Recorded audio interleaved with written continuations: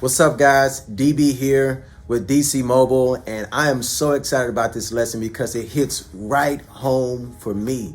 So today we're going to be in Exodus chapter 3 with the story of Moses in the burning bush. So the story goes that Moses was tending his sheep, doing his thing, doing what he normally does, and one of his sheep actually run off. And so just like a good shepherd, he chases after that sheep. And then this sheep leads him to this bush, and it's burning up. It's on fire in the middle of the desert, but the bush isn't burnt up. And so he goes and approaches this strange bush, and then he realizes that God is right there. And God begins to talk to him, and he says, "Moses, you're the man for the job. I have a special assignment just for you." You see, at that time, the people of Israel, before they were a nation, they were enslaved in Egypt. And God was going to send Moses as the deliverer of the people. And so God had some special instructions to give Moses. Now here's Moses, a guy who's just a shepherd. He doesn't deal with people. He's going to say, "God, I'm not really good with crowds. I have a stutter. I clam up at times. I get sweaty. My armpits are sweaty. It's really bad, God. I'm not the guy."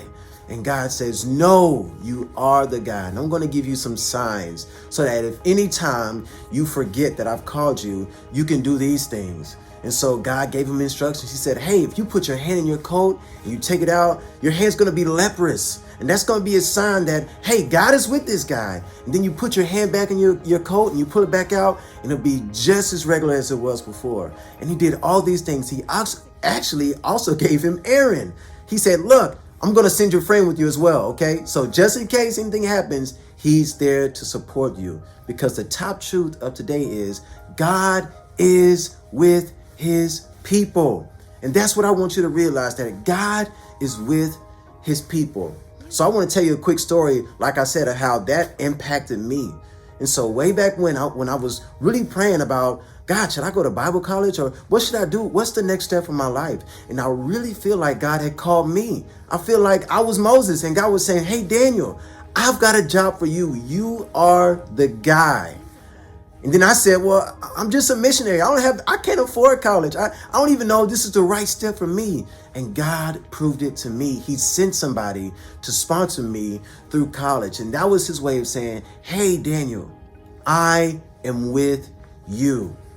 And so just like that spoke to me, just like that spoke to Moses, I want that to speak to you. I want that to be the truth that resonates in your life. That no matter what, when God calls you, he's going to be with you. He's going to give you signs and give you just little markers along the way to say, "Hey, don't forget, life gets hard. It's hard to be a believer at times. Life is just, sometimes it gets difficult and there's some roadblocks and some hurdles, but trust and believe that God is with his people." And if you ever need a reminder, just go to Matthew 28:20, where Jesus says, "Behold, I am with you always."